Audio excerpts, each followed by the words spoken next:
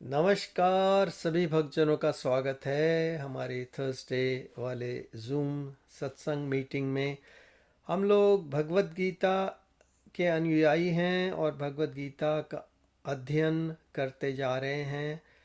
और आज इस गुरु पूर्णिमा वाले शुभ दिवस पे भी हम भगवत गीता चैप्टर 2 और श्लोक नंबर 70 से आगे बढ़ने वाले हैं। सो उससे पूर्व हमारे आचार्य श्री यतेंद्र शर्मा जी मंगल आचरण से आरंभ करेंगे। यतेंद्र जी। धन्यवाद दीपक जी। सभी सत्संगियों का गीता सत्संग में स्वागत। आज गुरु पूर्णिमा का दिन है, पावन दिवस है। गुरु की महिमा बहुत है, बिन गुरु के ज्ञान नहीं है। तो आज थोड़ा मंगलाचरण में एक आध और छंद गुरु महिमा पर हम विचार करेंगे। और फिर हमारे गुरु तो कृष्णम वंदे जगत गुरुम, कोई नहीं है तो कृष्ण भगवान तो हैं ही सबके गुरु। तो उसी के लिए आगे बढ़ते हैं। ओ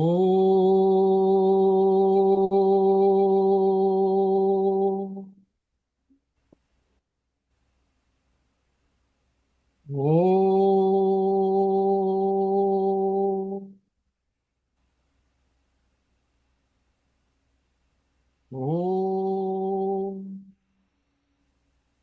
भद्रं कर्णेभिः शृणुयाम देवा, भद्रं पश्येम अक्षभिर्यजत्रः, स्थिरैरङ्गैस्तुष्टुवागुं स्वस्तनूभिर्विशेम देवहितं यदायुः। ॐ स्वस्ति न इन्द्रो वृद्धश्रवः, स्वस्ति नः पूषा विश्ववेदाः, स्वस्ति नस्तार्क्ष्यो अरिष्णेमिः, स्वस्ति नो बृहस्पतिर्दधातु। ॐ नमो भगवते वासुदेवाय। ॐ नमो भगवते वासुदेवाय। ॐ नमो भगवते वासुदेवाय। नारायण नमस्कृत्य नरं चैव नरोत्तमं, देवीं सरस्वतीं व्यासं ततो जयमुदीरये। ॐ अज्ञानतिमिरान्धस्य ज्ञानाञ्जनशलाकया चक्षुरुन्मीलितं येन तस्मै श्रीगुरुवे नमः। वसुदेवसुतं देवं कंसचाणूरमर्दनं, देवकी परमानन्दं कृष्णं वन्दे जगद्गुरुम्।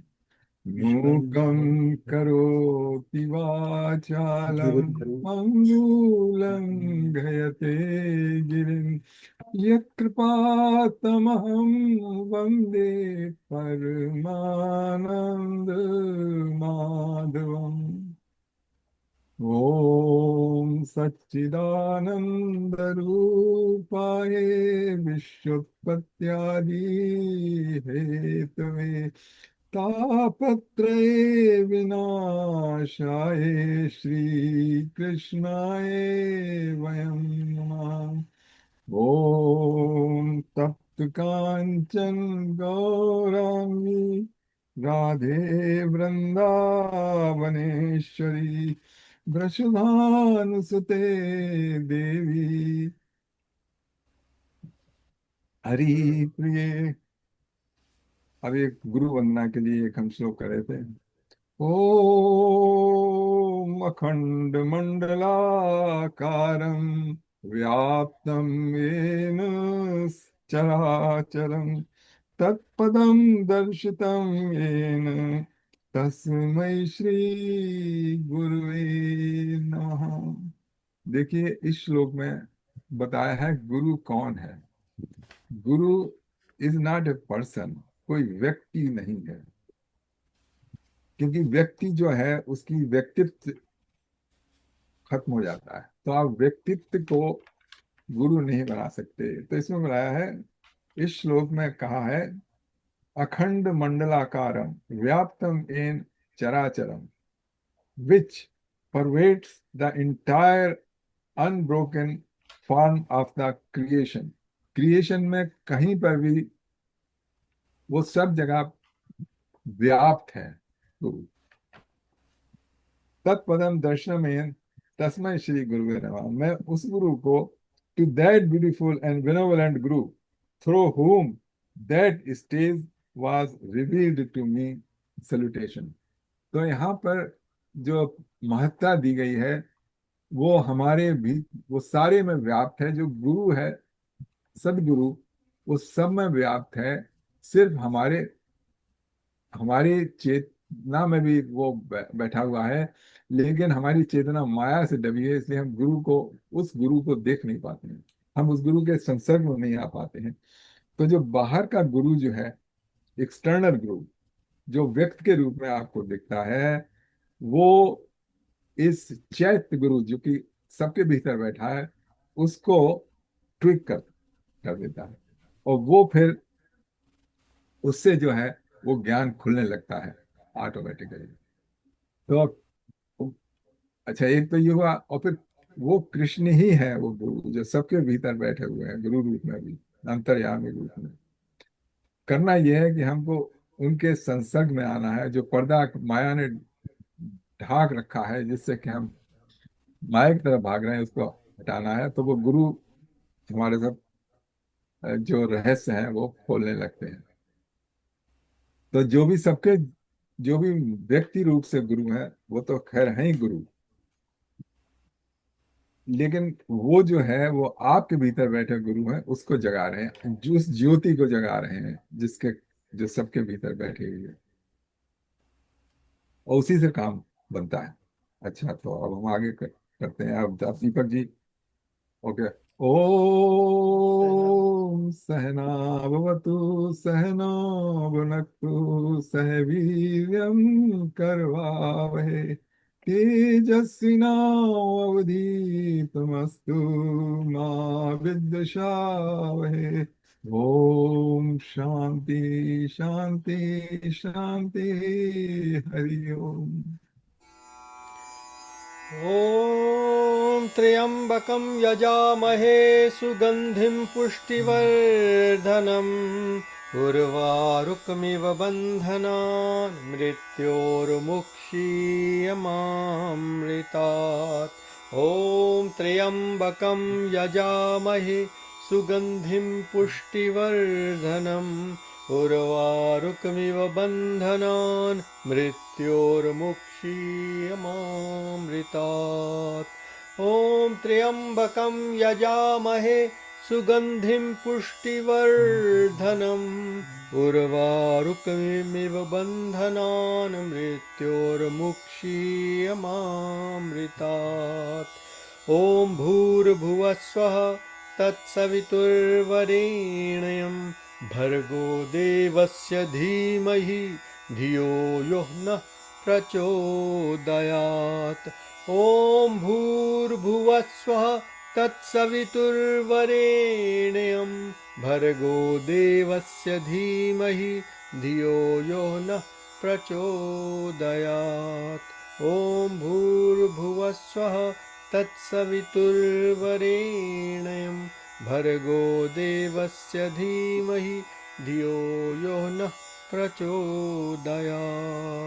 ॐ सर्वे भवन्तु सुखिनः, सर्वे सन्तु निरामयाः, सर्वे भद्राणि पश्यन्तु, मा कश्चित् दुःखभाग् भवेत्।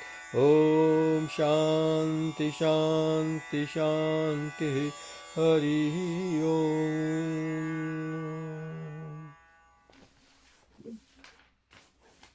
तो सेकंड चैप्टर खत्म होने को आ रहा है।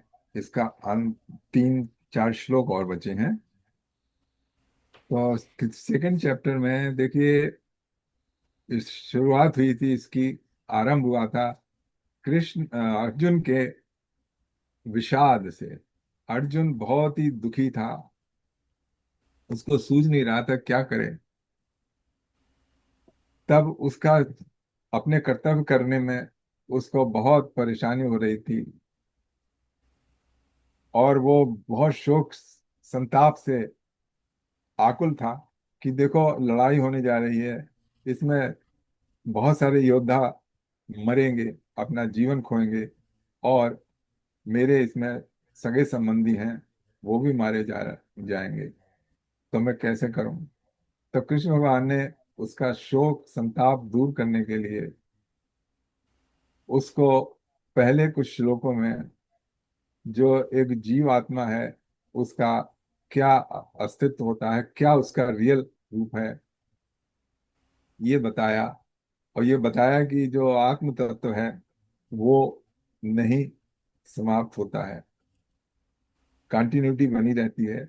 और ये जो हम इस रूप में हैं ये नश्वर है। नाम रूप का जगत ये बनता बिगड़ता रहता है, लेकिन जो एक जीव का जो अनश्वर इम्पेरिशेबल स्वरूप है वो आत्म तत्व है। और भी कई बात बताई थी। फिर उसके बाद कृष्ण भगवान ने बताया था कि देखो स्थित प्रज्ञ क्या होता है। मतलब हम लोगों की जो प्रज्ञा, हम लोगों की जो इंटेलिजेंस और समझ है वो बड़ी ऊपर नीचे होती रहती है। कभी कभी तो हमको बहुत लगता है कि हम समझ गए और बड़े शांति में रहते हैं जो अपनी समझ होती है, लेकिन फिर उसके बाद कोई ऐसा घटना घटी कि वो सब एकदम छिन्न भिन्न हो जाती है, और फिर हम वैसे ही शोक संताप में आ जाते हैं। तब उसके बाद कृष्ण भगवान ने बताया था कि ऐसा व्यक्ति कौन है जिसकी जो इंटेलिजेंस है यानी प्रज्ञा, समझ हमेशा स्थिर रहती है, स्थित प्रज्ञ। तो स्थित प्रज्ञ का बताया था कृष्ण भगवान ने, प्रजिहाति यदा कामान सर्वान पार्थ मनोगता आत्मनेव आत्मना तुष्टा स्थित प्रज्ञस्त उच्यते। जिसके हृदय से सारी कामनाएं, कामनाएं मनोगता मतलब मन में, जो जिनका ओरिजिन मन से है, तो सारी जो आपकी रिक्वायरमेंट है वो कामनाओं में नहीं समान है। कामना वो है जो कि मन को अतृप्त महसूस करता हुआ और तृप्त होना चाहता है। जो उसकी मिट गई है सब, और वो अपने स्वरूप में आत्मनेव आत्मना तुष्टा, जो है अपना स्वरूप उसमें ही बहुत संतुष्ट है। जिसने अपना स्वरूप पहचान लिया है इस नश्वर जगत जगत से परे, क्योंकि वो स्वरूप सच्चित आनंद है। जब आनंद की प्राप्ति है तो उसके बाद और दूसरे और दूसरे सेंसुअल प्लेजर की की तरफ मन नहीं जाता है, क्योंकि वो भरा हुआ है, पूरी तरह पूर्ण रूप से संतुष्ट है। जैसे कि पूरा एग्जाम्पल दी थी, जैसे कि समुद्र में कितनी नदियां आती रहती हैं उसी, लेकिन वो अपनी मर्यादा नहीं छोड़ता है, उसमें कभी बाढ़ नहीं आती है। इसी तरीके से जो पूर्ण तृप्त व्यक्ति है उसमें कितनी कामनाएं देखता है वो, लेकिन वो कामना प्रवेश नहीं कर पाती है, और वो उसको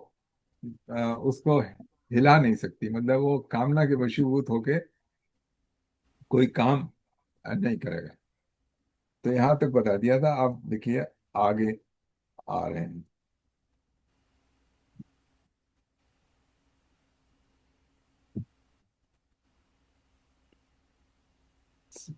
70 श्लोक है।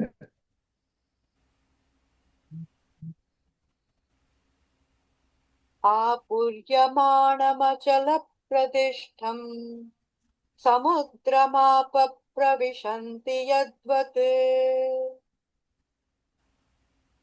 तद्वत्तकामाय प्रविशन्ति सर्वे स शान्तिमाप्नोति न कामकामी। just as the ocean remain undisturbed by the incessant flow of waters from rivers merging into it, likewise the sage who is unmoved despite the flow of desirable objects all around him attains peace, and not the person who strives to satisfy desire. तो ऐसा व्यक्ति जो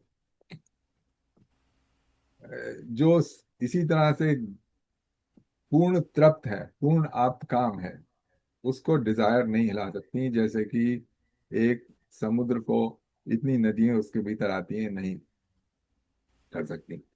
अब आप ये देख लीजिए, example देख लीजिए, जैसे भूख लगी है, मतलब अब उस समय जो है बहुत सारे पकवान सामने रखे हैं, वो अट्रैक्ट करेंगे, उसकी तरफ मन जाएगा, और बिल्कुल अगर जितनी ज्यादा भूख है उतना ही ज्यादा हम उसको प्राप्त करने का कोशिश करेंगे।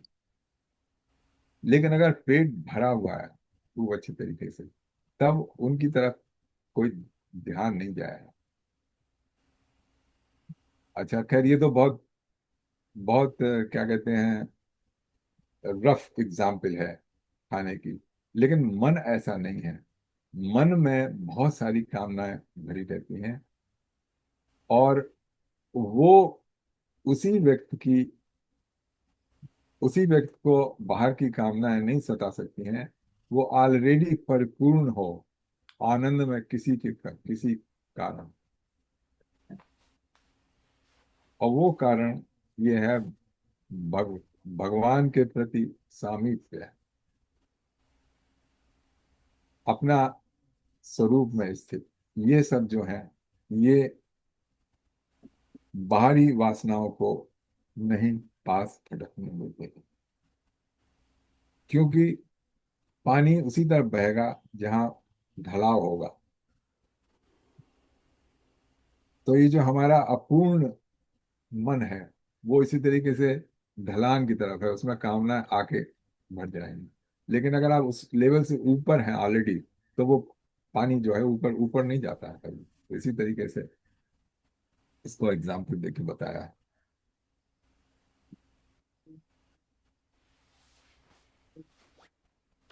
अच्छा, आगे चलते हैं।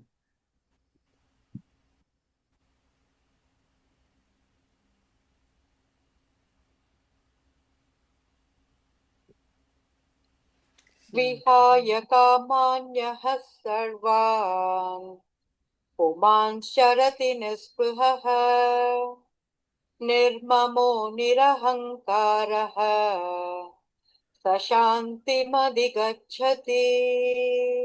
The person who gives up all material desire and live free from a sense of greed, proprietorship and egoism attains perfect peace. तो वही बात जो हमने अभी तक कही, उसी का आगे सिलसिला चल रहा।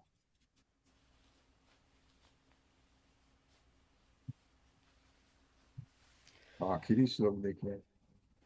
Yeah. एषा भ्रान्ति स्थितिः पार्थ नैनां प्राप्य विमुह्यति स्थित्वा स्यामन्तकालेऽपि ब्रह्मनिर्वाणमृच्छति। O Parth, such is the state of an enlightened soul, that having attained it, one is never again deluded. Being established in this consciousness, even at the hour of death, one is liberated from the cycle of life and death and reaches the supreme abode of God.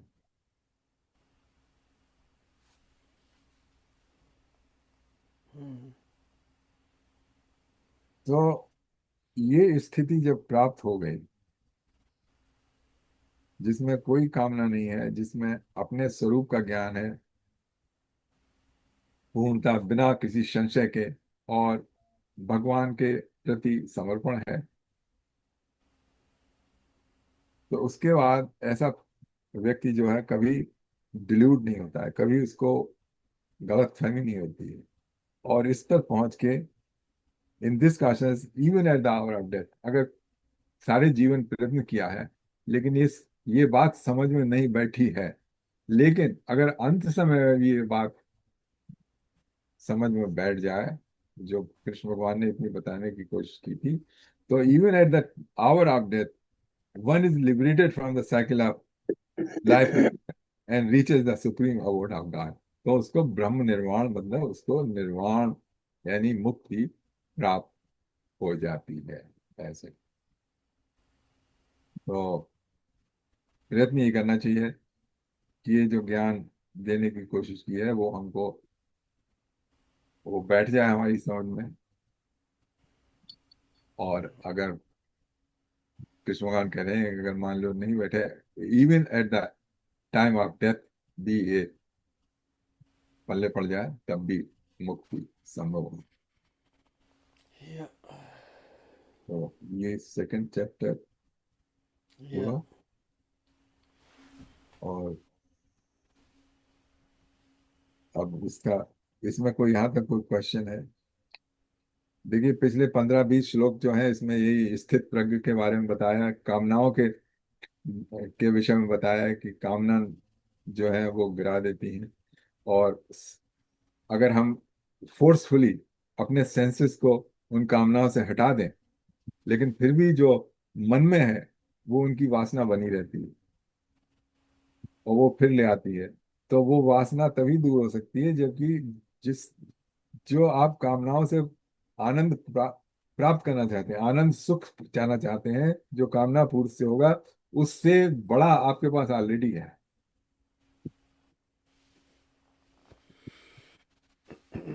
और वो उससे बड़ा already तभी हो सकता है या तो किसी को भक्ति हो, भगवान में अ- अविरल प्रेम हो,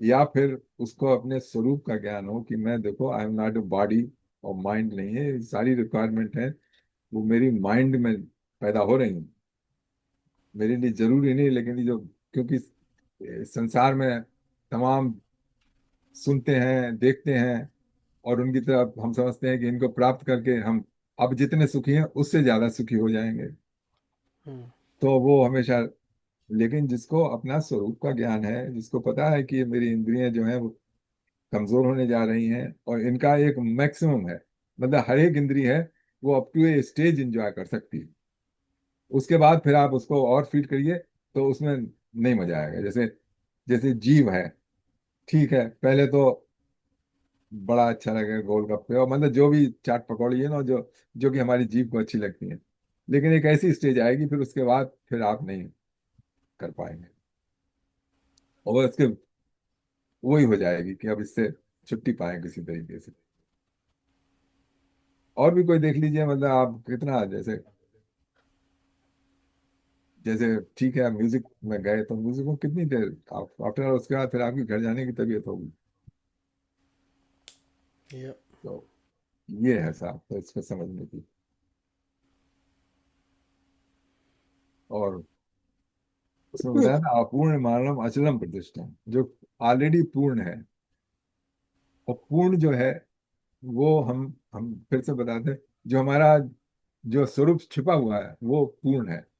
उसने कहा पूर्ण मदा पूर्णमिदम पूर्णात पूर्णमुदच्यते पूर्णस्य पूर्णमादाय पूर्णमेवावशिष्यते। तो Yeah. कहेंगे हरीश जी, हरीश जी आप उसका वो पढ़ दीजिए जो है ना, क्या कहते हैं, श्रीमद् भगवत गीता से उपनिषद ब्रह्म विद्यायाम।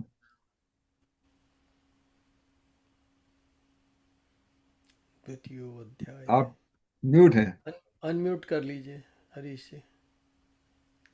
ना, तो एक तो डिजायर के बारे में है कि ह्यूमन डिजायर्स आर एंडलेस। हाँ, To satisfy a desire is like drinking salt water. It will never quench thirst, but it will increase. Yeah. या So trying to fulfill material desire is like adding more wood to the fire. लेकिन Yeah. यहाँ जो 70 श्लोक का बड़ा अच्छा इन्होंने ना गीता प्रेस वालों ने हिंदी में बड़ा अच्छा दिया। जो कंपैरिजन किया कि ओशन की तरह, कि जो स्थित पर गया स्टेबल है, उसके लिए उसमें बड़ा अच्छा उन्होंने कि वो, तो जिस प्रकार समुद्र की स्थिति अचल है, हाँ भारी से भारी आंधी तूफान आने पर या नाना प्रकार से नदियों के जल प्रवाह उसमें प्रविष्ट होने पर भी वो अपनी स्थिति से विचलित नहीं होता, मर्यादा का त्याग नहीं करता। उसी प्रकार परमात्मा के स्वरूप में स्थित योगी की स्थिति भी सर्वथा अचल होती है। बड़े से बड़े संसारिक सुख दुखों का संयोग वियोग होने पर भी उसकी स्थिति में जरा भी अंतर नहीं पड़ता।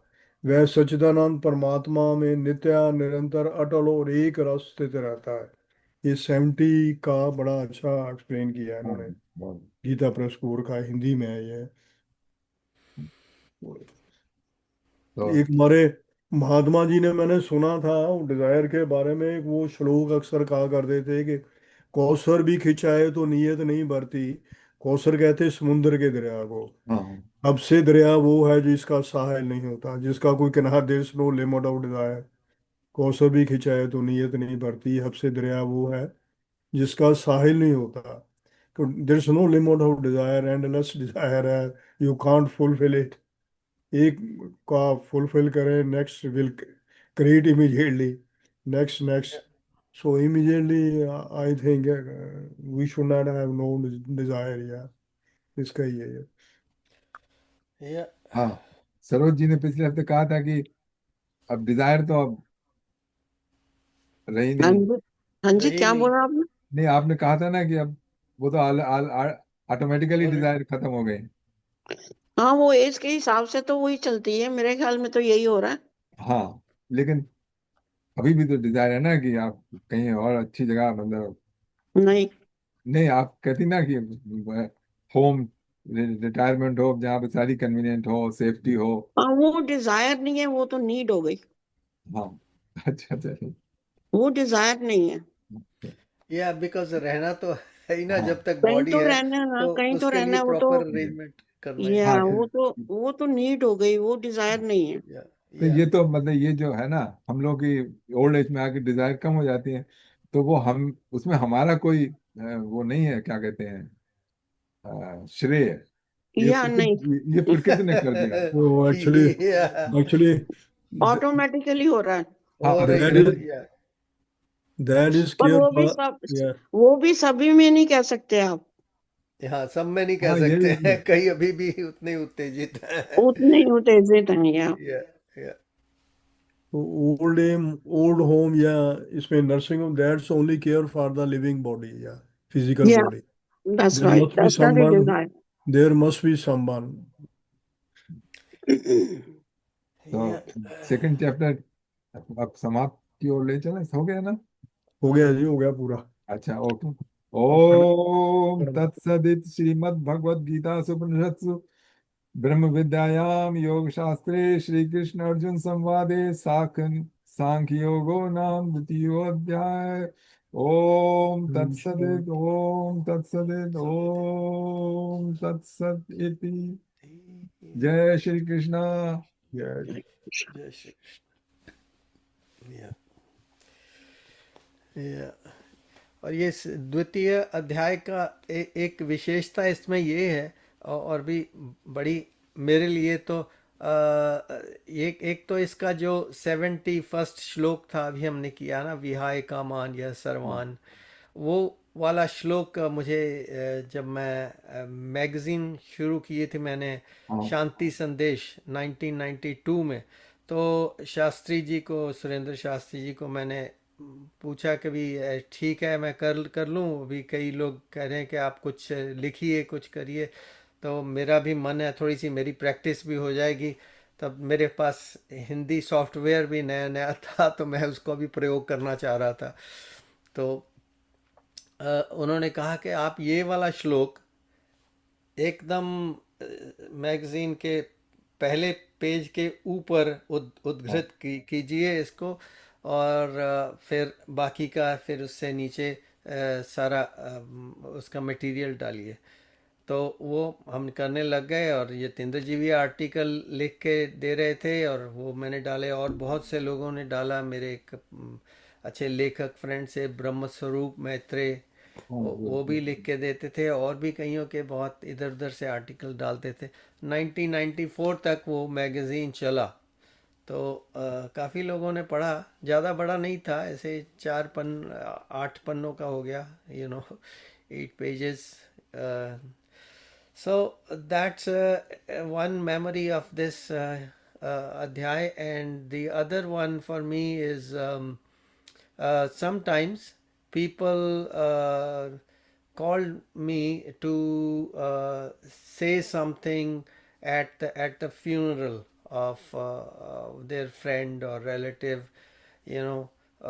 तो वो कहते कि "ओ पंडित जी तो जी हिंदी में ही बोलते हैं, हमारे ना यहाँ जो आए हैं वो they all kind of understand English, so we want you to come and say some things".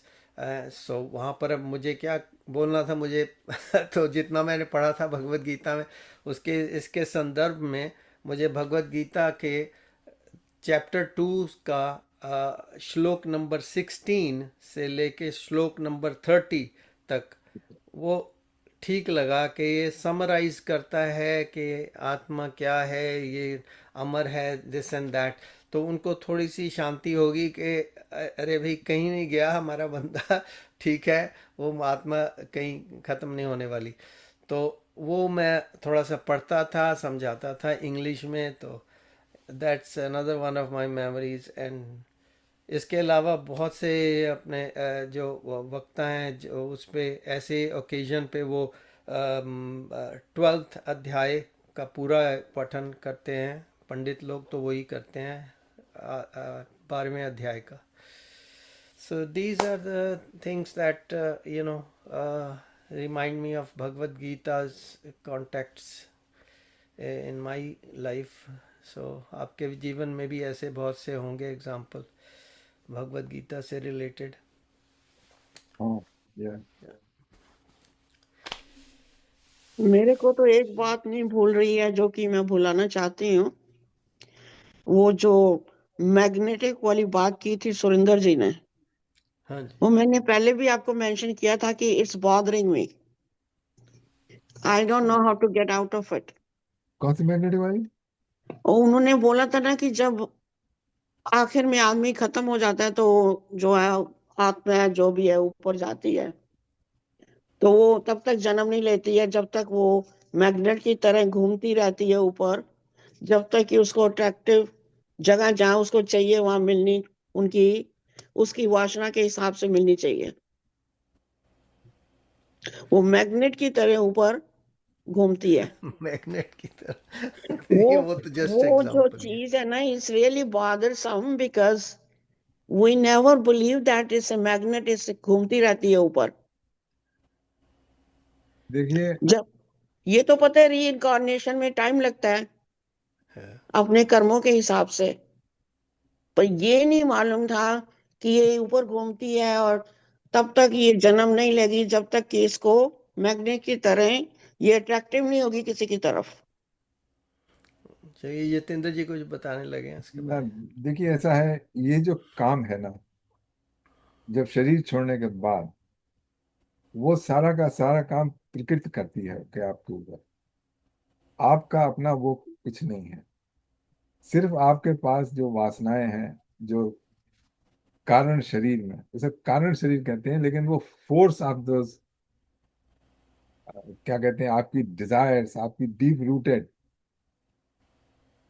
Frustration, और जो भी वो एक शक्ति के रूप में नॉन मटेरियल उसमें एग्जिस्ट करते हैं। And they want to find a proper warm, गर्म उसके लायक, लेकिन उसमें किसी को करना नहीं होता है, वो सारा का सारा प्रकृति के द्वारा किया जाता है। जैसे जैसे मान लीजिए आपकी कोई मेजर सर्जरी होने वाली है ना, तो उसमें अनेस्थीसिया दे दिया जाता है। उसमें पता नहीं रहता है जिसके ऊपर सारा काम हो रहा है, मैं संसारिक रूप से बताने की कोशिश कर रहा हूँ, क्योंकि उसमें आपका शरीर कहीं नहीं, और तो उसमें सारी आपकी जो भी है, अंग भंग करना, किडनी निकालना, किडनी में स्टोन है उसको निकाल के कर देना, या कुछ भी है, मतलब वो करता रहता है। उस समय आपको पता नहीं होता है कि मैं हूं का कोई भाव नहीं होता है, इसलिए आपको कोई पेन भी नहीं होता है, सब काट छांट से। और फिर उसके बाद जब आप आते हैं होश में, तब आप पाते हैं अपने को इसी बॉडी के भीतर। तो ये तो देख लिया ना आपने कि उस दौरान आपको कुछ पता नहीं था, क्योंकि किसी और ने आपके ऊपर काम किया। आप अपने आप नहीं कर रहे थे, किसी और ने किया। तो डेथ में ऐसा होता है कि उसके बाद प्रकृति सारा कंट्रोल ले लेती है, और आपका जो अस्तित्व है, मैं हूं, वो खो जाता है। और फिर उसके बाद जो है, जब ये एक और ये मेजर से मेजर सर्जरी है। और उसके बाद जो होती है, तो आपका पूरा, बजाय किडनी बदलने के या हार्ट बदलने के, पूरा का पूरा शरीर बदला हुआ मिलता है आपको, या जब जब आँख खोलते हैं दोबारा। या then you find in another body, Yeah. Anaesthesia में तो you find in the same body, but in that way you find in another body. उस अनदर बॉडी में पुरानी स्मृति एक्सेप्शनल केस में रह जाती हैं, लेकिन नॉर्मली नहीं रहती। और फिर से पूरा का पूरा चालू होता है बनना। क्योंकि जो एक 1.5 साल का एक 1.5 साल का टॉडलर है, उसको तो ये भी पता नहीं कि मैं स्त्री हूँ, मैं पुरुष हूँ, क्या हूँ। बस ये हल्के हल्के हल्के हल्के बैठाया जाता है। तो इसलिए जो हम बन चुके हैं ना, ये बनाया गया है हमको, जो हमारा आइडेंटिटी है।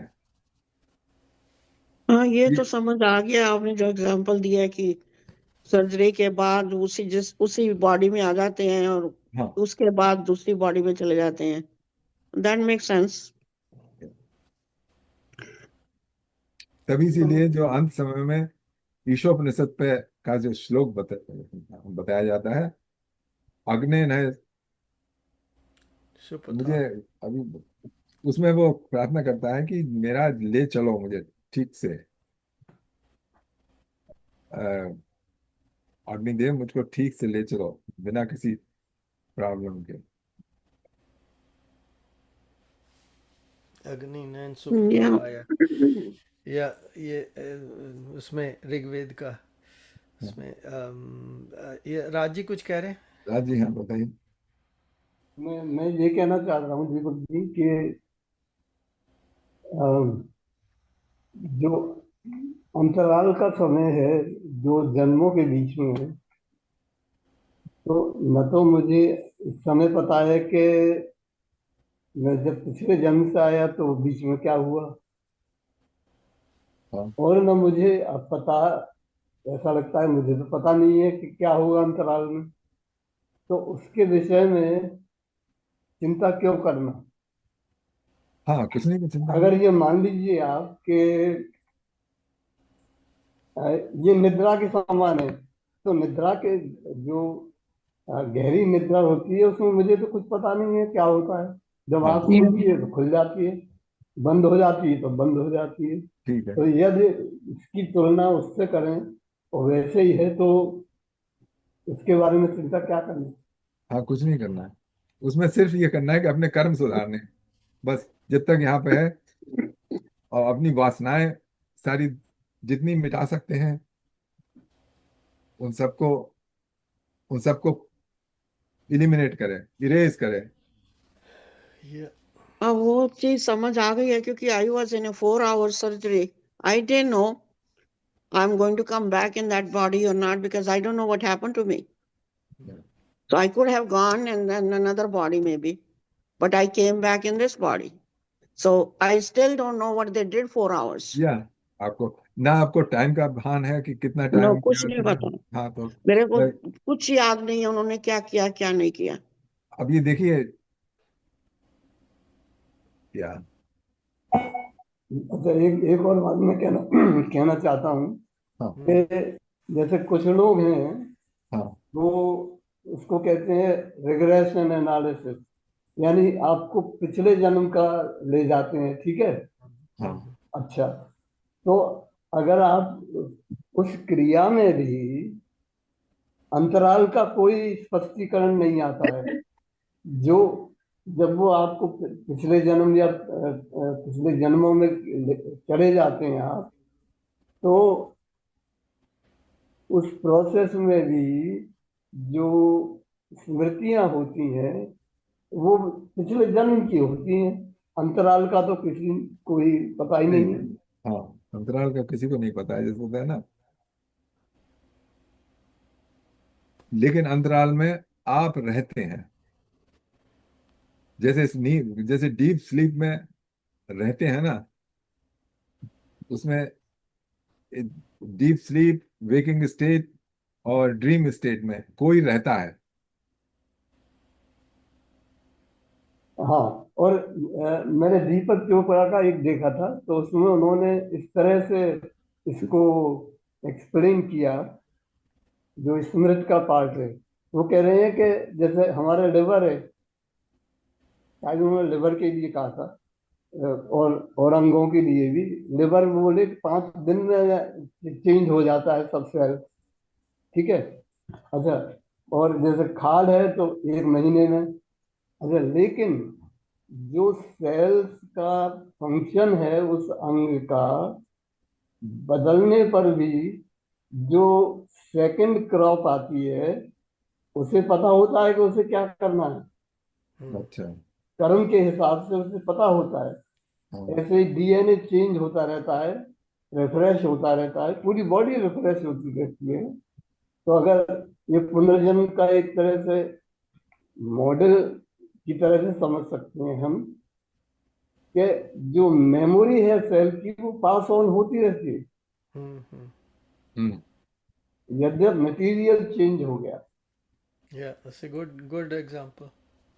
तो ये स्मृति का जो चक्र है उसका मैनिफेस्टेशन जो है चलता रहता है फिजिकल संसार में। Yeah. देखिए इस समय आपको पता है कि मैं हूं, और मेरे सामने संसार दृष्टिगोचर है, मेरी इंद्रियां प्रभावित हो रही हैं। आई एम, ये हमेशा है। ओके, था और रहेगा। लेकिन आप इस समय इस रूप में, इस पूरे तंत्र के साथ जुड़े हुए इसको कर रहे हैं, और वो किसी दूसरे के साथ ये है। लेकिन वो जो है ना, जैसे बल्ब तो बुझ गया, पंखा बंद हो गया, लेकिन वो नहीं, जो पावर है वो नहीं ऑफ हुई, वो अब भी वैसी की वैसी है। और नया बल्ब लगा देंगे तो फिर से वो जलने लगे।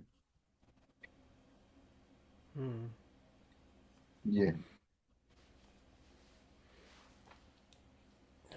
या और एक और चीज माइंड में आ रही थी।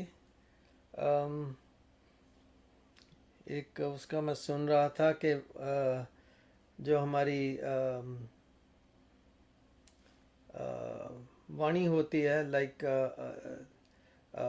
बोलने की जो शैली होती है, वो 4 प्रकार की होती हैं। जैसे हाँ, परा पश्चात वाक्य। मध्यमा वाकरी। हाँ जी, फिर से जरा क्लियरली बता दीजिए सबको एक एक। परा, पश्यंतु, मध्यमा एंड वाखरी। या परा, पश्यंतु, मध्यमा एंड वाखरी। हाँ तो वो कह रहा है कि जो वाखरी है वो तो जो आप बोलते हैं, हाँ और जो मध्यमा है वो जो आप विचार करते हैं, जो जो पश्यंती है वो आपसे आप विचार करने से पहले की स्थिति जो है वो पश्यंती है। और उस जो परा है, जो आपको, जीव को, वो विचार करने के लिए वो एनर्जी दे रहा है, जो जिसके कारण वो विचार आ रहा है। पर वो कह रहा है कि उसके बगैर तो हो ही नहीं सकता। तो ऐसे कुछ समझा रहा था वो, तो हाँ मैंने देखिए, सोचा। परावाणी है जो बोलने से, जब तक आप मुंह से बात निकले उससे पहले, सबसे सबसे पहले जो अराइज होती है ना, जो जन्म लेती है सबसे बोलने से पहले, वो है परावाणी। और परावाणी कभी झूठी नहीं होती है।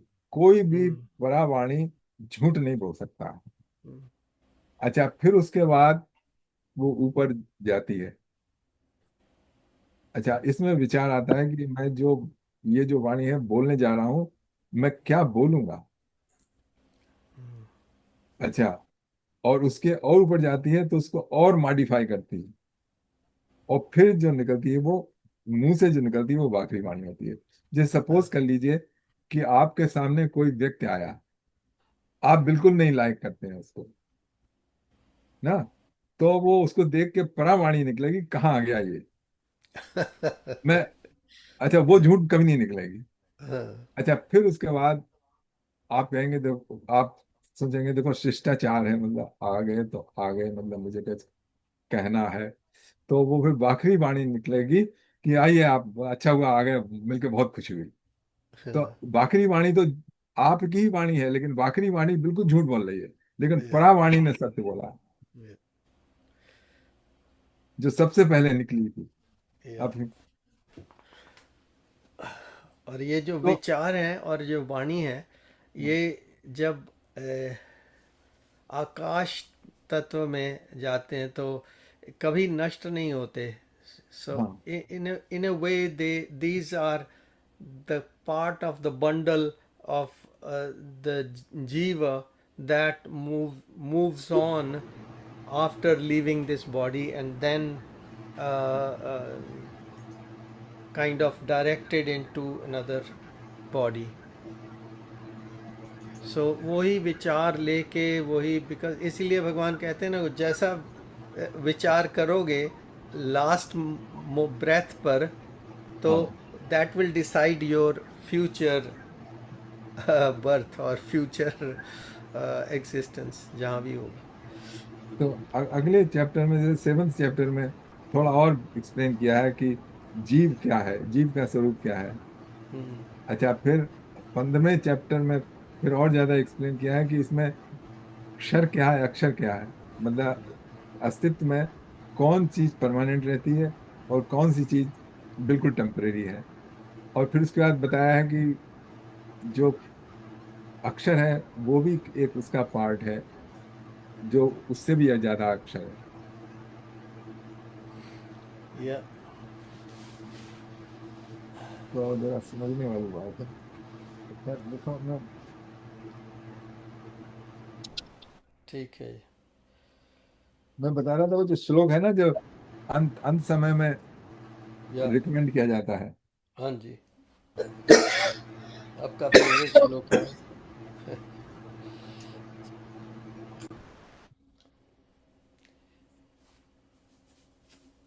जो उसके लास्ट 17वां 18वां लास्ट श्लोक है। तो इसमें 17वां, उसमें 17वां श्लोक है, वायुर अनिलम अथेदम भस्मांतम शरीरम, ओम कृतो स्मर कृतम स्मर कृतो स्मर कृतम स्मर। ये सबको, जो अपने तत्व हैं, अ, अग्नि, जितने पांचों भूत हैं, वो उसमें कल्पना करता है कि सारे के सारे मेरे जो मेरे शरीर में है, वो उन सब से के साथ एक हो गए, जो कि बाहर है। क्योंकि ये जो सारे तत्व हैं, पृथ्वी तत्व, जल तत्व, वायु तत्व और अग्नि तत्व और ये आकाश तत्व, ये सब बाहर भी है, आपके भीतर भी है। तो उसमें सबको विलीन कर लेता है। और फिर उसमें है, अग्नि नय अग्नि नय अग्ने नय सुपता राय स्मान विश्वान देव वयनान विद्वान इदो जस्मत जुराणा मेनो भूयिष्ठाम ते न मुक्तिम विदेहम। इसमें है कि हे अग्नि के देवता, हे अग्नि देवता, मैं अपने परम प्रभु भगवान की सेवा में पहुंचना और सदा के लिए उन्हीं की सेवा में रहना चाहता हूँ। आप शीघ्र ही मुझे परम सुंदर मंगलमय उत्तरायण मार्ग से भगवान के परम धाम में पहुंचा दीजिए। आप मेरे कर्मों को जानते हैं। मैंने जीवन में भगवान की भक्ति की है और उनकी कृपा से इस समय भी मैं ध्यान नेत्रों से उनके दिव्य स्वरूप के दर्शन, उनके नामों का उच्चारण कर रहा हूँ। अगर मेरे ध्यान में कोई ऐसा कर्म शेष हो जो मेरे मार्ग में प्रतिबंध रूप हो, तो आप कृपया कर उसे नष्ट कर दीजिए। मैं आपको बार बार विनय पूर्वक नमस्कार करता हूँ। तो ये ये सौंप दिया। ये कौन सा उपनिषद है जी? ईशोपनिषद। है ईशोपनिषद है? हाँ जी। उपनिषद। सत्रहवां 18वां। Yeah, that's also very modern. Ishopanishad. ईशावास्यमिदं सर्वं जगत्किञ्च जगत् और तेन त्यक्तेन भुञ्जीथा मा कृत। हाँ, पहला श्लोक उसका। चलिए तो और मोहनी जी आ गई वापस। बहुत या स्वागत है आपका। बहुत मिस किया आपको। कैसी रही आपकी? अनम्यूट करना पड़ेगा मोहिनी जी। अनम्यूट कर दीजिए। एक मिनट, आपको आस्क टू अनम्यूट करता हूँ। देखिए, हाँ जी, कर दिया, हो गया। 10-12 दिन वहां गए, केदारनाथ बद्रीनाथ, वहां ओह। का भी बहुत अच्छा रहा। तो फिर यहाँ फिर हम एक आश्रम है उधर पालमपुर में, वहां भी हम 3-4 दिन गए। उसके अच्छा। बाद तो घर पर ही आने की तैयारियां चल रही थी। वैसे ओवरऑल सब ठीक रहा। Very good. यहाँ और कोई भी गए थे वहां केदारनाथ, अच्छा। उन्होंने मेरे को संपर्क किया था मेरे से वो भी आए होंगे वापस। हाँ जी, अच्छा, हाँ जी। चलिए, बहुत अच्छा। आपकी यात्रा अच्छी रही। हाँ जी, मौसम भी बढ़िया रहा, मगर फिर दिल्ली में आजकल बहुत ज्यादा गर्मी और ये हाँ, ह्यूमिडिटी थी, दिल्ली में तो है। बहुत ज्यादा। हम कल ही रात मतलब आज ही सुबह में आई हूँ। अच्छा। अच्छा, हाँ, आज सुबह ही। तो तो आपको वो जेट जेट लैग नहीं एयर हुआ? इंडिया फ्लाइट कैंसिल हो गई तो हम उसमें आ गए एयर कनाडा में। अच्छा। तो अच्छा। वो भी 1-1.5 घंटा लेट थी आज। तो मैं हम्म। यहाँ, अच्छा अगर मैं अब सो जाऊंगी तो फिर रात को ये हो हाँ, जाएगा, ये बात गड़बड़ है, हो जाएगा। ये तो बात ठीक है। और वहां मेरे को ये, खांसी बहुत हुई वहां केदारनाथ के आने से पहले, 20 तारीख से, और हाँ, अभी तक वो चल ही रही है। उसने थोड़ा सा हाँ। डिस्टर्ब किया। हम्म। अच्छा। तो बाकी तो सब ठीक रहा था। तो आप केदारनाथ सभी ठीक है यहाँ पर? हाँ जी, हाँ, यहाँ हमारे सभी सब ठीक है। एक हम लोग के बीच में वो देव गुलानी थे ना। हाँ, आपको आपके टाइम देखा है वो इन्होंने मेरा वो ख्याल 1-2 बार, देव वो गोलानी नहीं को। रहे। या क्यों तबीयत खराब हुई थी, क्या हुआ था? नहीं नहीं, कोई एक्सीडेंट हो गया था। वो सीढ़ियों से गिर ओ, पड़ा। एक्सीडेंट हो। एज एज का क्या, एज थी, एज क्या हाँ। क्या? हम 87 ईयर के थे। 87। चलो फिर भगवान को, हाँ। क्यों कार एक्सीडेंट हुआ? नहीं नहीं, सीढ़ी से गिर गए थे, सीढ़ी से। ओह, हाँ, ये अंत समय तो कुछ ना कुछ ऐसा ही करता है, कभी कोई कुछ ना कुछ तो होता ही है। हम्म। चलो भगवान उनको शांति दे। हम्म। तो और ठीक नमस्ते है। रीता जी। नमस्ते जी, कैसे हो आप? बस जी बढ़िया, आप सभी ठीक कैसे हैं? ठाक पहुंच गए हो, अच्छे लग हाँ रहे हो। जी, बिल्कुल हाँ, बिल्कुल। वतन से आए हैं। but you are smiling, that's good। वो जहाँ जहाँ गए बहुत अच्छा लगा आपको। वतन से आकर तो तो दीपक जी, अब करें तीसरा अध्याय। हाँ जी, अब तीसरे आजकल अध्याय हम की ओर। सेकंड चैप्टर कर रहे हैं। हाँ, हाँ आज ही जी, खत्म ये होगा। Second. Already completed second chapter, ये अब अच्छा, थर्ड शुरू कर रहे हैं। मतलब अब फिर से हम शुरू से कर रहे हैं। हाँ जी, या दोबारा शुरू किया। मतलब कल शुरू थर्ड करें। करना है? थर्ड आज ही करना है करना अभी है। शुरू। या मतलब आज ही शुरू करें, मतलब थर्ड को, हाँ। हाँ थर्ड जी, से शुरू। अभी। या अच्छी बात। आज गुरु पूर्णिमा भी है यहाँ। आज गुरु पूर्णिमा है या कल थी? आज आज आज यहाँ तो आज मना रहे हैं। इंडिया में आज रात को हुई थी। हाँ हाँ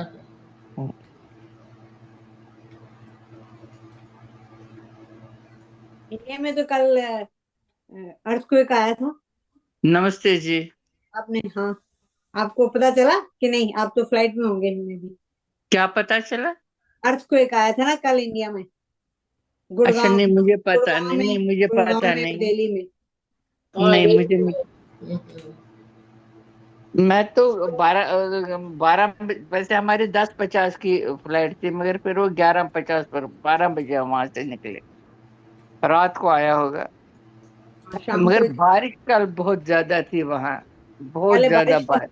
पहले कह रही थी बारिश काफी हुई थी। रात को मैं तो सोने जाने लगी तो मेरी सिस्टर का मैसेज आ रहा था, कजन वगैरह ना सारी, हाँ तीनों हाँ तीनों कजन इकट्ठी थी।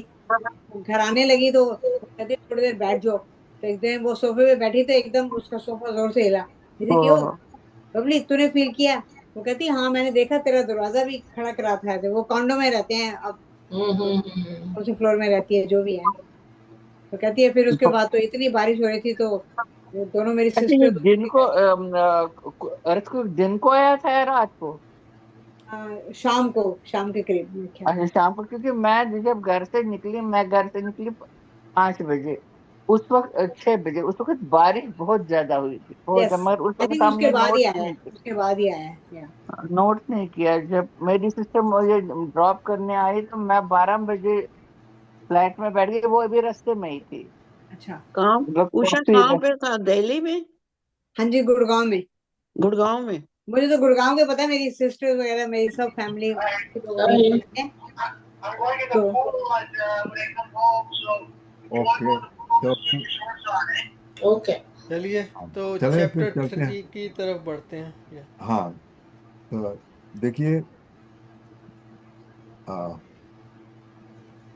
just one second। अब हम लोग चल रहे हैं चैप्टर 3, अध्याय 3, कर्मयोग।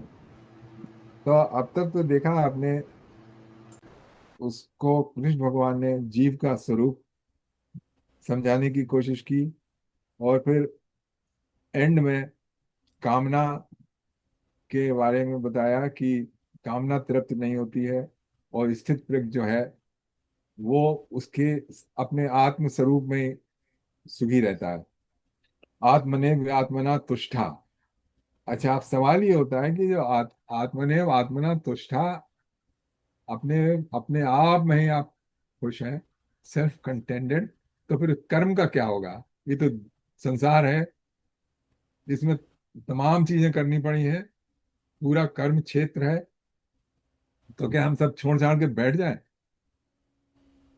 और बस अपने स्वरूप में खुश रहें? तब ये सवाल उठ सकता है, और यही प्रश्न जो है वो अर्जुन के दिमाग में उठ रहा है। तब जब इसका आरंभ उसी से होता है, अर्जुन के प्रश्न से। तो पहले 2 श्लोक जो हैं वो एक साथ पढ़े जा रहे हैं। यहाँ पे देखिए, अर्जुन पूछ रहा है। अर्जुन उवाच जायसी चेत् कर्मणस्ते मता बुद्धिर्जनार्दन तत्किं कर्मणि घोरे मां नियोजयसि केशव। अर्जुन सेड, ओ जनार्दन, अभी अभी है वाक्येन बुद्धिं मोहे मोहयसीव मे। तदेकं तदेकं वद निश्चित्य येन श्रेयोऽहमाप्नुयाम्। Arjun said, O Janardhan, if you consider knowledge superior to action, then why do you ask me to wage this terrible war? My intellect is bewildered by your ambiguous advice. Please tell me decisively the one path by which I may attain the highest good. तो जैसा मैंने बताया था कि आत्मनेव आत्मना तुष्टा, ये ज्ञान जो है अगर यही ज्ञान सबसे बड़ा है और इसी से सब समवैध, लेकिन ये जो संसार है हमको तमाम सारे कर्म करने हैं, इससे हम बच नहीं सकते, तब अर्जुन वही पूछ रहा है question, if the knowledge is superior to action then why do you ask me to wage this terrible war. अब मुझे तो ऐसा लग रहा है, अर्जुन कह रहा है कि आपकी बातों से मेरा मैं तो ये सोचने पर मजबूर हूं कि जब लड़ाई लड़ने की जरूरत ही नहीं है। सो वो कहता है, my intellect is bewildered by your ambiguous advice. Please tell me decisively the one path by which I may attain the highest good. तो प्लीज कृपा करके मुझे एक बात बोलो, मतलब दो दो बातें बोल रहे हो जिससे कि मुझको बड़ा डाउट हो रहा है और मैं क्या कहते हैं उसमें संशय में पड़ रहा हूँ, कंफ्यूजन मेरे को हो रहा है। ठीक बात भी ठीक है उसकी। तब देखिए कृष्ण भगवान क्या कहते हैं।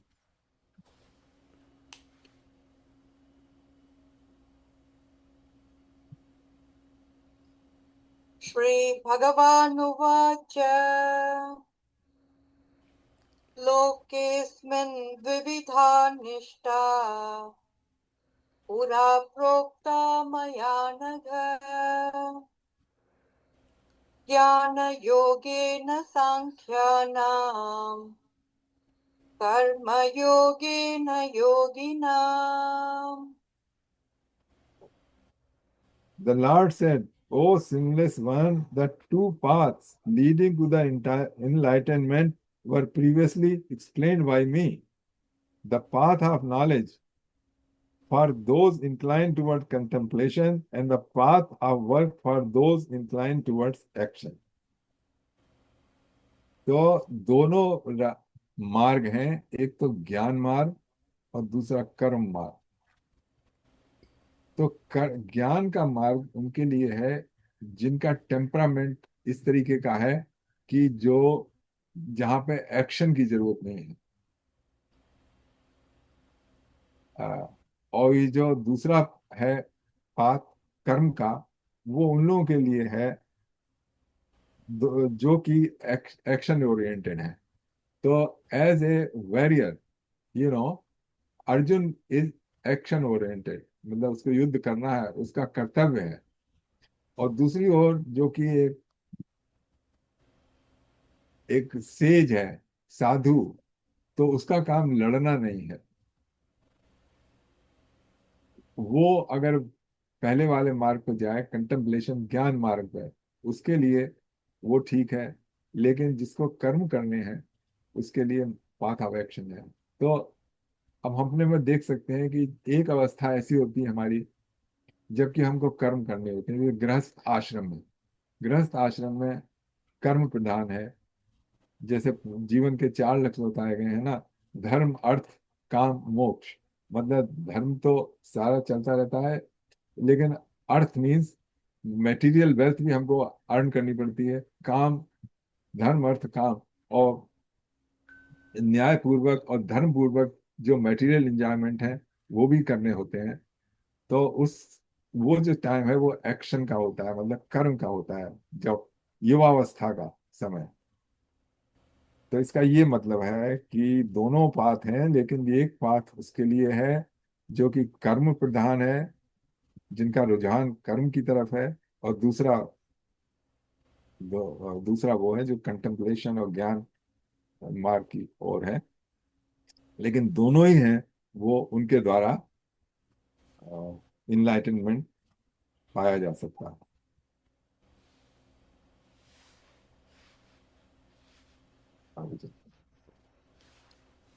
न कर्मणामनारम्भात् नैष्कर्म्य पुरुषोऽश्नुते न च सन्न्यसनादेव सिद्धिं समधिगच्छति।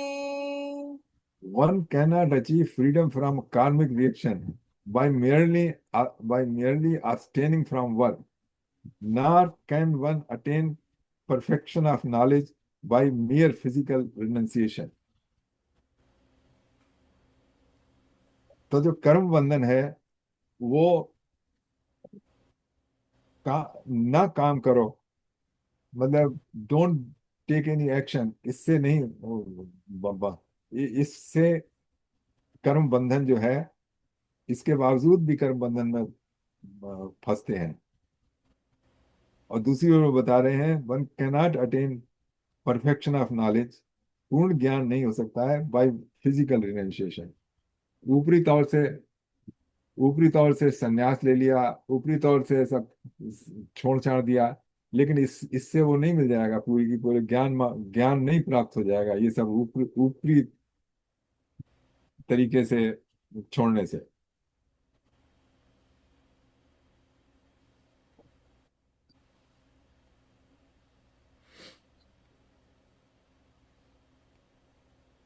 अपने माइंड का, क्योंकि ऐसा होता है कि उस समय छोड़ दिया, लेकिन प्रवृत्ति है वो उसके बाद फिर भी कर्म के लिए प्रेरित करती है।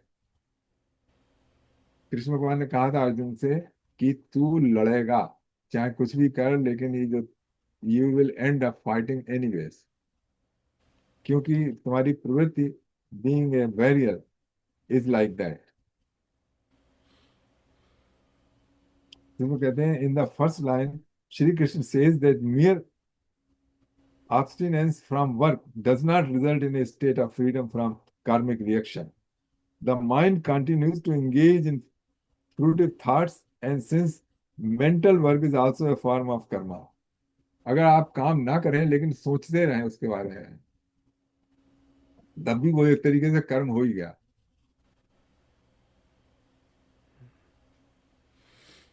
In the second line, Sri Krishna declared that the Sankhya yogi cannot attain the state of knowledge merely by renouncing the world. जैसे उसमें रामायण में तुलसीदास ने लिखा है ना, नार मुई घर संपत नासी, मूण मुड़ाए भय सन्यासी। तो इस तरह से नहीं ज्ञान प्राप्त कर सकते हैं, क्योंकि अब कुछ नहीं करने को रहा है तो वो सन्यासी हो जाओ।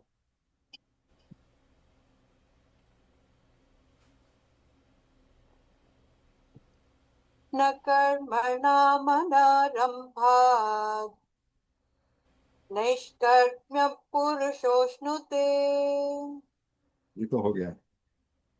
न च सन्न्यसनादेव सिद्धिं समधिगच्छति।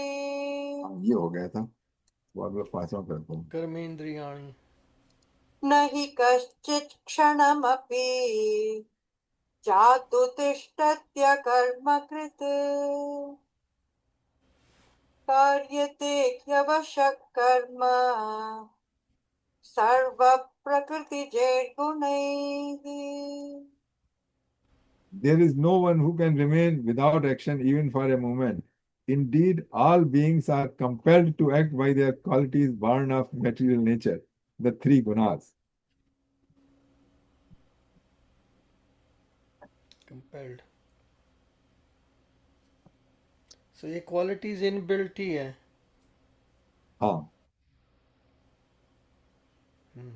हमारे पूर्व संस्कारों के अनुसार अम, और प्रेजेंट में जो भी हमें संस्कार मिल रहे हैं उसके अनुसार, और वातावरण मिल रहा है हमें, जो वातावरण मिल रहा है उसके अनुसार अपॉर्चुनिटीज।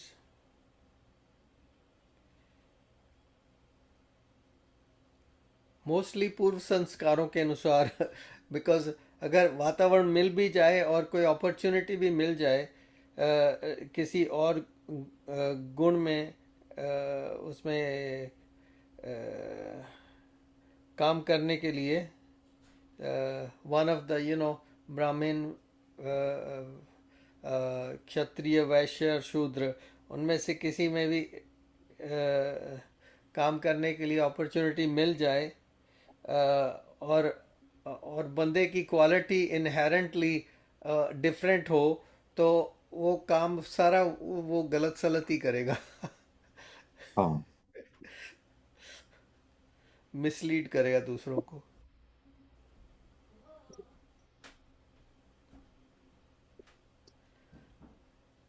जो कि दिखने में आता है आजकल।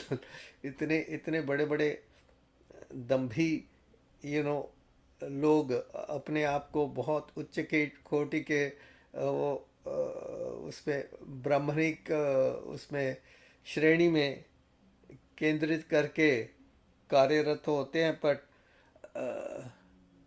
उनके उनके जितने भी व्यवहारिक रूप में आप देख लो उनके, it's nowhere near what it requires them to be in the Brahmin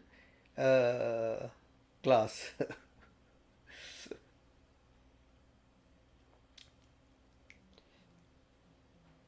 ये अभी जितेंद्र जी जुड़ जाएंगे दोबारा से।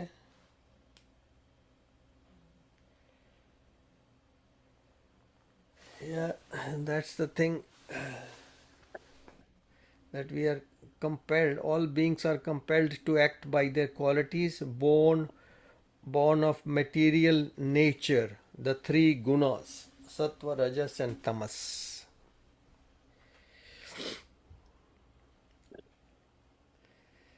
चलिए इसको पढ़ लेते हैं तब तक। साई दीपक जी, आज जल्दी मेरा जो लैपटॉप था ना, जल्दी हाँ run out of the battery.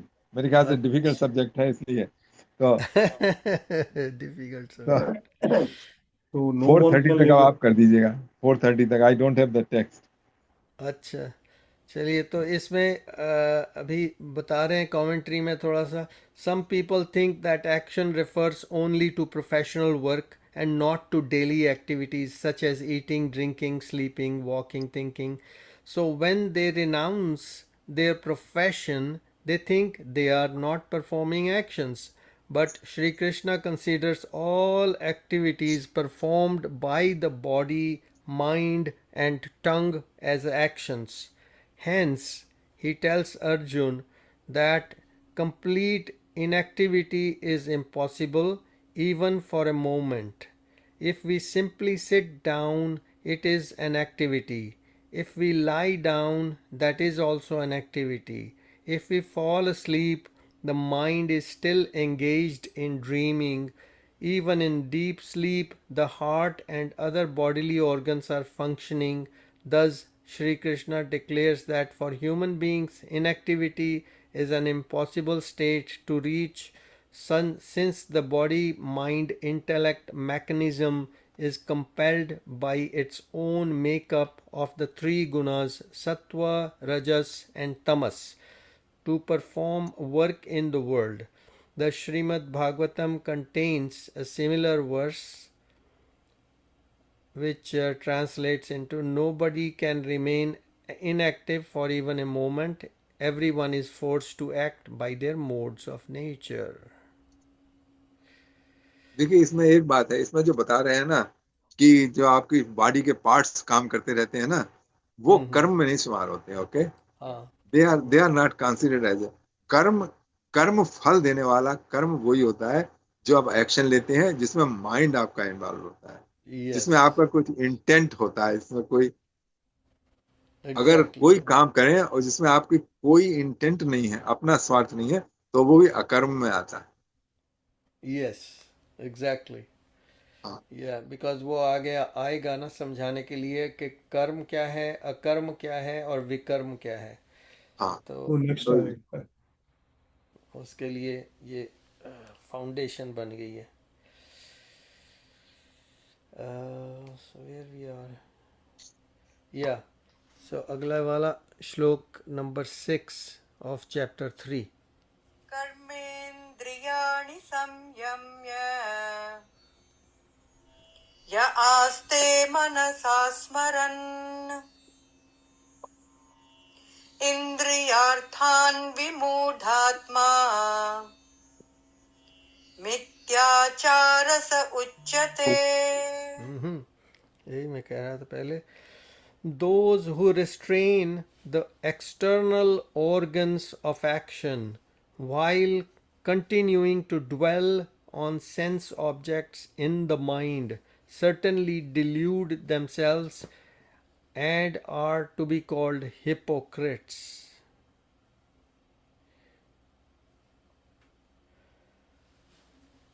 सो इसमें यही है कि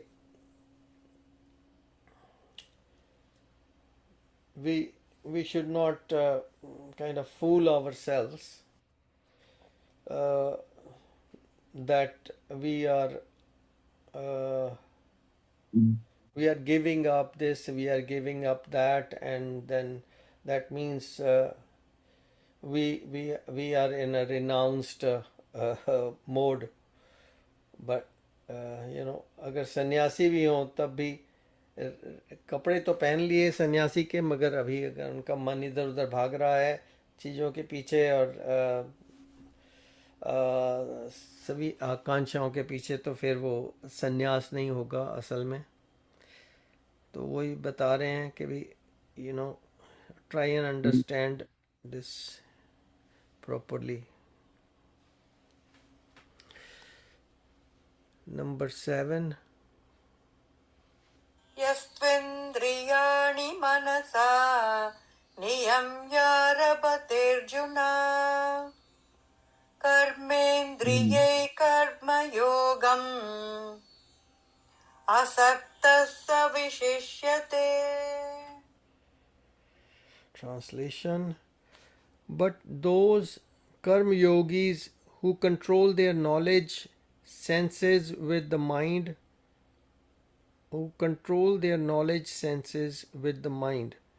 O Arjun, and engage the working senses in working without attachment, are certainly superior. So knowledge senses, I guess, इनको बोल रहे हैं कि मन, बुद्धि, इन सब को, और कर्मेंद्रियां तो अपने बॉडी को, हाथ पैर सब, जितने भी अंग हैं हमारे सब। The word karma yoga has been used in this verse. It consists of two main concepts: karma, occupational duties, and yoga, union with God. Hence, a karma yogi is one who performs worldly duties while keeping the mind attached to God. Such a karma yogi is not bound by karma even while performing all kinds of works. This is because what binds one to the law of karma is not actions, but the attachment to the fruits of those actions. And a karma yogi has no attachment to the fruits of actions. On the other hand, a false renunciant renounces action but does not forsake attachment, and thus remains bound in the law of karma. Shri Krishna says here that a person is in household life who practices karma yoga is superior to the false renunciant who continues to dwell on the objects of the senses in the mind. So इनके जगत गुरु कृपालु जी महाराज ने भी कुछ बताया हुआ है भक्ति साहतक वर्ष में. When one works in the world with the body but keeps his mind attached to God, know it to be karma yoga. When one engages in spirituality with the body but keeps the mind attached to the world, know it to be hypocrisy. यह कहते हैं जो करना है उसको पूरी तरह करो, अन्यथा क्या फायदा करने का. बीच बिचाले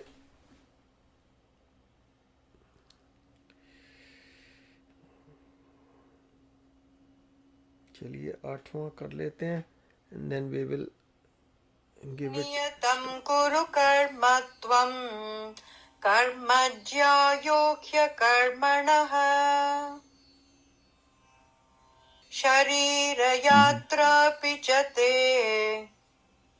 न प्रसिद्ध्येद कर्मणः. Translation: You should thus perform your prescribed Vedic duties, since action is superior to inaction. By ceasing activity, even your bodily maintenance will not be possible.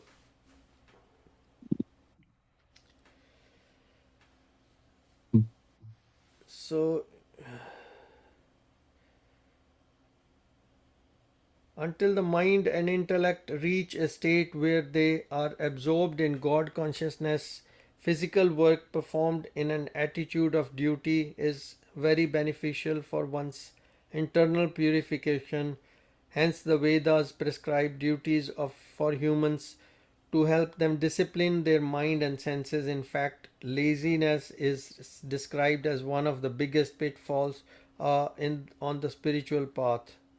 Laziness is the greatest enemy of humans and is especially pernicious since it resides in their own body. Work is their most trustworthy friend and is a guarantee against downfall. Even the basic bodily activities like eating, bathing, and maintaining proper health require work. These obligatory actions are called nitya karma. To neglect these basic maintenance activities is not a sign of progress, but an indication of slothfulness, leading to emaciation and weakness of both the body and mind. On the other hand, a cared for and nourished body is a positive adjunct on the road to spirituality. Thus, the state of inertia does not lend itself either to material or spiritual advancement. For the progress of our own soul, we should embrace the duties that help elevate and purify our mind and intellect. या अच्छा explain किया स्वामी जी ने। हितेंद्र जी कुछ आगे add करना चाहेंगे? Unmute कर लीजिए अपना।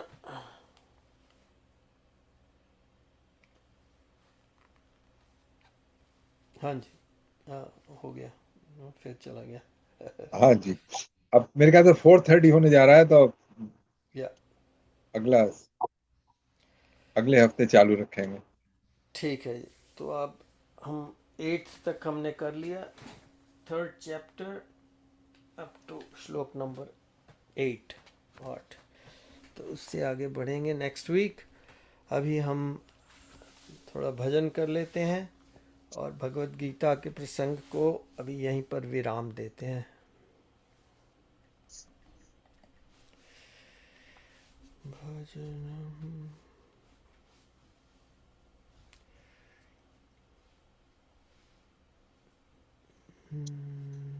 भजन करियो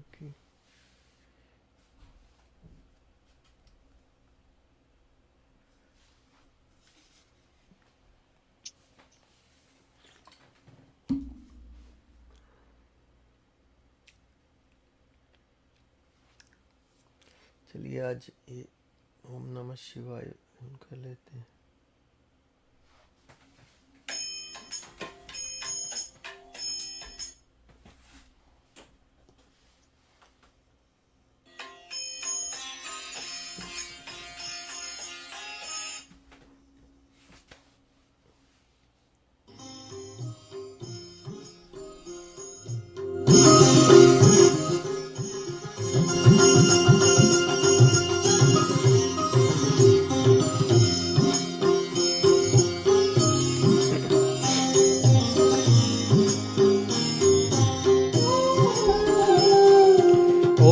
नमः शिवाय, ओम नमः शिवाय, हर हर भोले नमः शिवाय।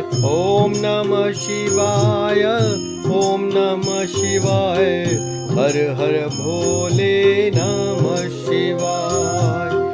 ओम नमः शिवाय, ओम नमः शिवाय, हर हर भोले नमः शिवाय।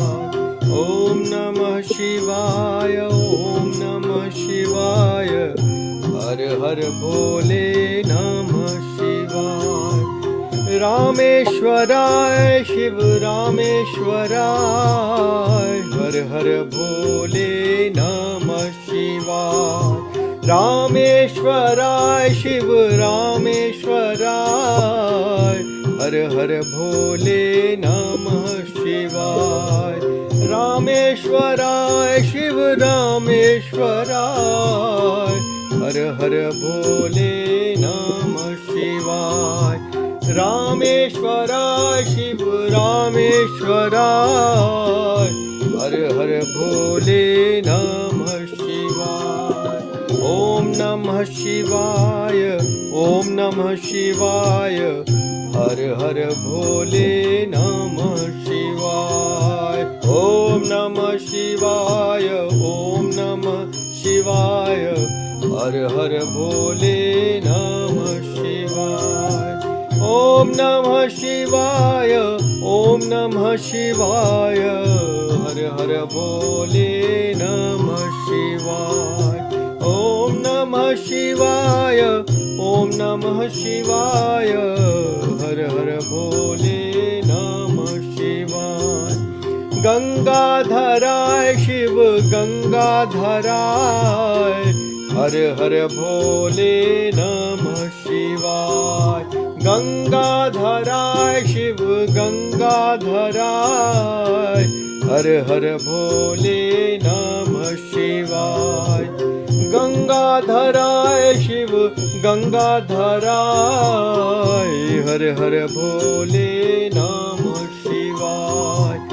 गंगाधराय शिव गंगाधराय, हर हर भोले नमः शिवाय। ओम नमः शिवाय, ओम नमः शिवाय, हर हर भोले नमः शिवाय। ओम नमः शिवाय, ओम नमः शिवाय, हर हर भोले नमः शिवाय। ओम नमः शिवाय, ओम नमः शिवाय, हर हर भोले नमः शिवाय। ओम नमः शिवाय, ओम नमः शिवाय, हर हर भोले नमः शिवाय। जटाधराय शिव जटाधराय, हर हर भोले नमः शिवाय। जटाधराय शिव जटाधराय, हर हर भोले नमः शिवाय।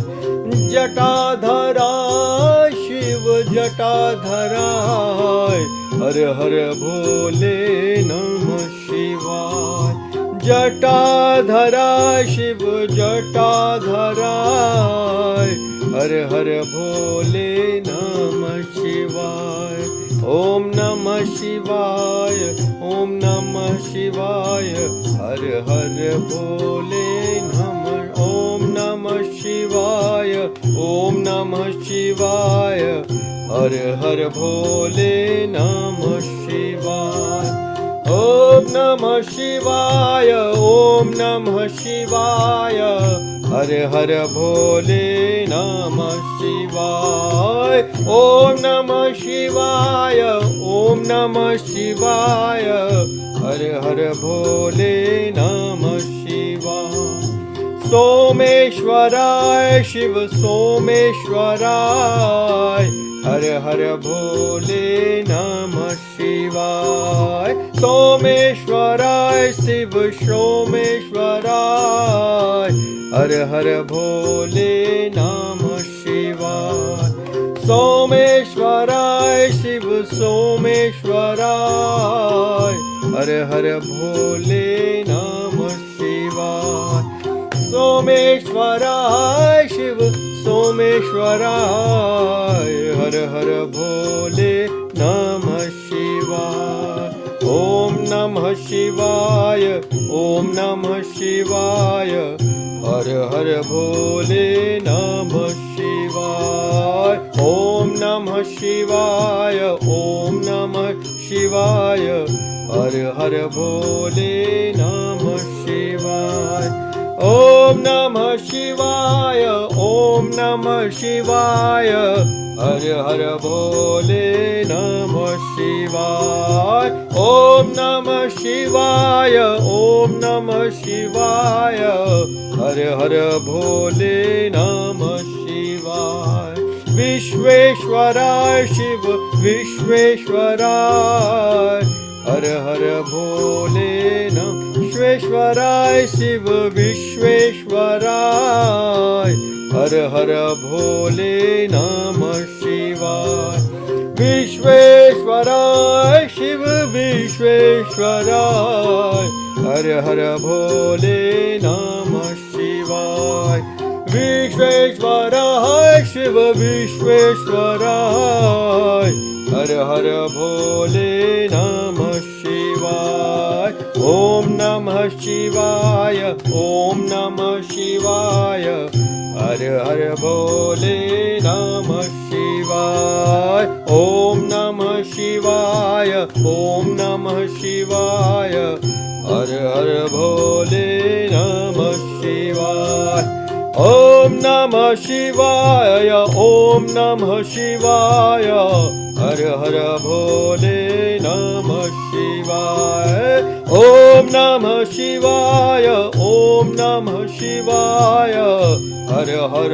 भोले नमः शिवाय कोटेश्वराय शिव कोटेश्वराय हर हर भोले नमः शिवाय कोटेश्वराय शिव कोटेश्वराय हर हर भोले नमः शिवाय कोटेश्वराय शिव कोटेश्वराय हर हर भोले नमः शिवाय कोटेश्वराय शिव कोटेश्वराय हर हर भोले नमः शिवाय ओम नमः शिवाय ओम नमः शिवाय हर हर भोले नमः शिवाय ओम नमः शिवाय ओम नमः शिवाय हर हर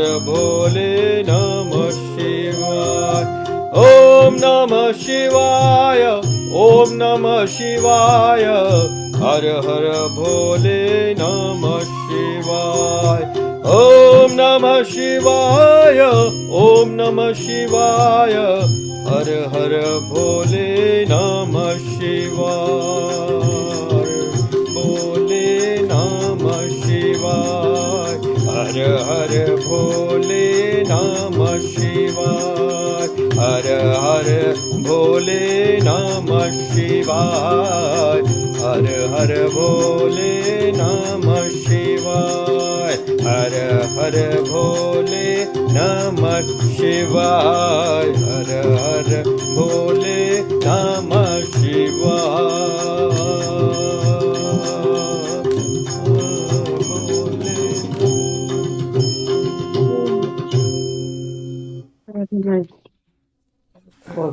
बहुत वेरी मेलोडियस, बहुत अच्छा।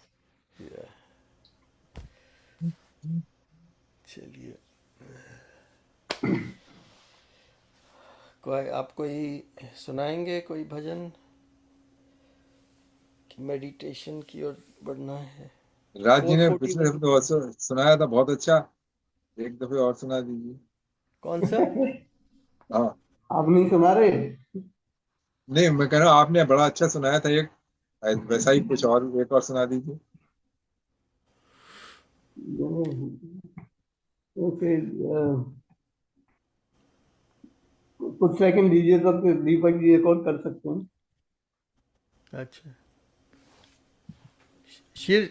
शेयर करनी स्क्रीन। हाँ, मैं ओके थोड़ा, ओके, मैं तैयार नहीं किया है लेकिन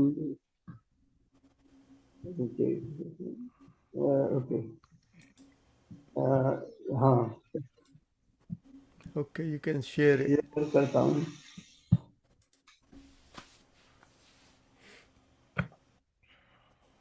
share okay, share option, share sound,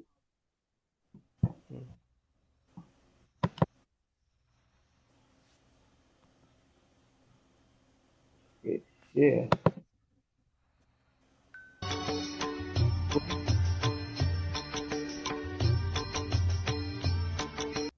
wellness. चलाओ।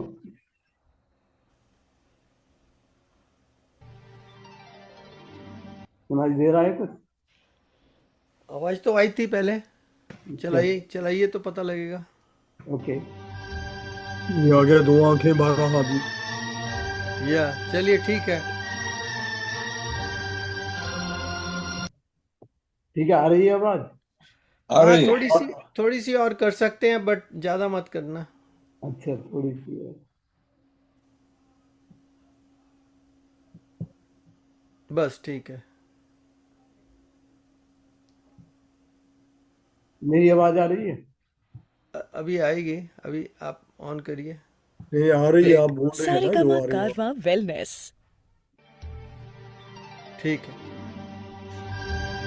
ए मालिक तेरे बंदे।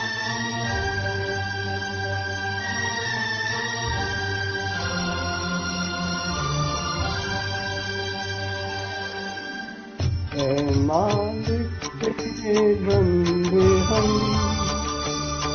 ऐसे हो हमारे करम, नेकी पर चले और बदी से चले, ताकि हंसते हुए निकले दम। ऐ मालिक तेरे बंदे हम।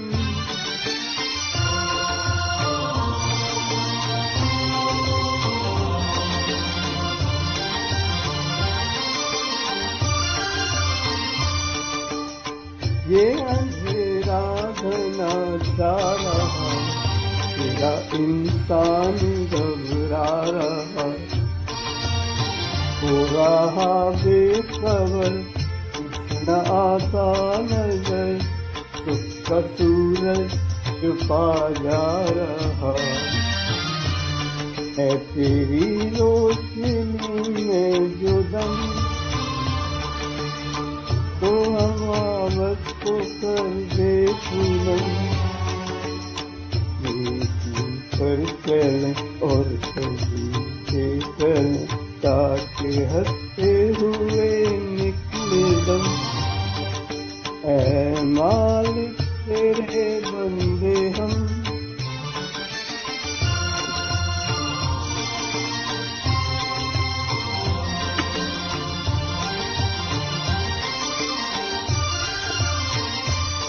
जब अंधेरों का हो सामना, तब भी हमसे वो बुराई करे, हम भलाई करे, नहीं बदले की हो कामना, बढ़ते प्यार का हर कदम, और मिटे बैर का ये भरम, नेकी पर चले और बदी से चले, ताकि हंसते हुए निकले दम। ऐ मालिक तेरे बंदे हम। Very good. धन्यवाद। ये बहुत तैयार अच्छा, नहीं किया था मैंने कुछ, वेरी या गुड। और ये इंग्लिश में था इसलिए सारा। माफ माफ करना। कोई बात नहीं। तो आप इसको हम शेयर कर दूँ? शेयर बंद कर दीजिए तो हम फिर मेडिटेशन की ओर बढ़ते हैं। किधर गया कॉल? स्टॉप किधर है?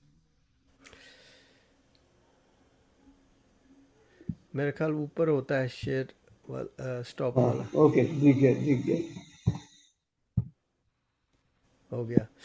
चलिए तो हम अब रिकॉर्डिंग को स्टॉप करेंगे और मेडिटेशन की ओर बढ़ेंगे 5 बजे तक की। सो आज का सेशन बहुत अच्छा हो गया सबकी पार्टिसिपेशन से। जय श्री कृष्ण।